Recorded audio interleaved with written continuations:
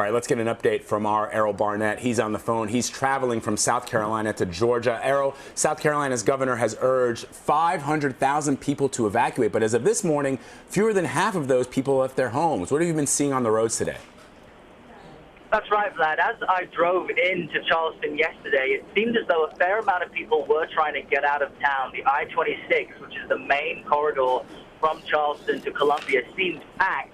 And it's exactly why state troopers reverse traffic on the eastern portion of it. So as it stands right now, that is a 100-plus mile stretch of highway with 6 lanes heading in a single direction. Again, making the point that they want residents along the coast to take this threat seriously. They want them to get to higher ground and avoid what could be, what will be a very damaging weekend and could be deadly. When we spent time in historic downtown Charleston, we saw businesses boarding up. One of them has been family-owned since 1890, and they haven't had to take precautions like this for 10 years. So part of the issue is this part of the state hasn't been hit by a powerful hurricane in some time, and they're fighting against complacency. But they're doing what they can to at least have people in place. More than 1,100 National Guard troops I've seen posted around the city and the state. They've deployed more than 300, a fleet of 300 school buses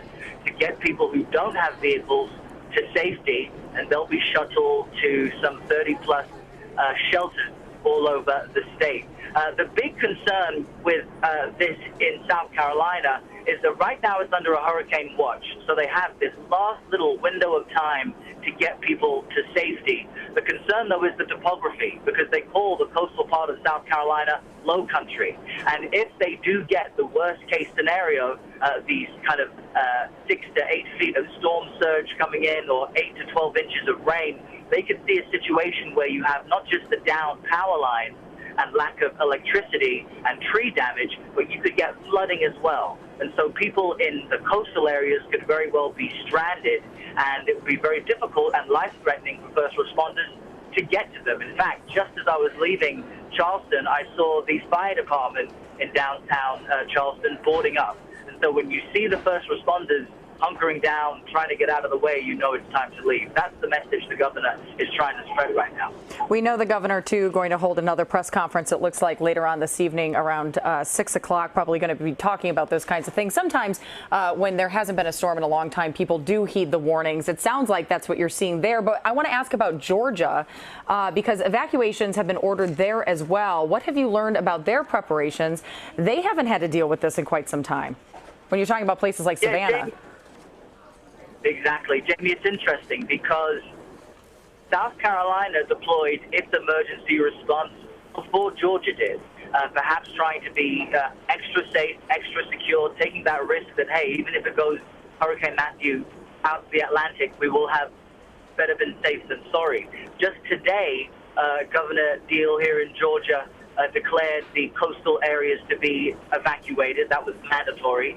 It now impacts some 50,000 people.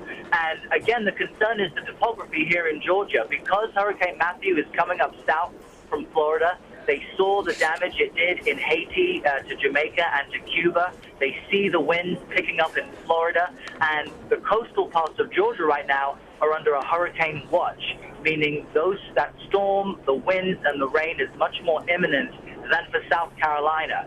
Governor Deal is expected to hold a number of press conferences today. He wants everybody east of the I-95, which, as you know, is that major highway that takes you from Boston to Florida. He wants everyone east of that in Georgia to be evacuated, and it's estimated that that impacts some 50,000 people. I'm at this moment driving along the I-95. It's kind of the major hurricane evacuation route, but I can tell you, along the coastal areas, it's sparsely populated. As I was driving, I had a text alert come through on my phone and another one come through on the radio saying hurricane warning, move to higher ground. So they're doing what they can in this state to get the message out that you need to move away from the coastal areas. These are swampland. These are areas that are very low-lying and can flood easily, stranding people. That's the risk, and they want to avoid that as much as possible right now. Yeah, the message is out. Hopefully people listen. Errol Barnett, thank you so much.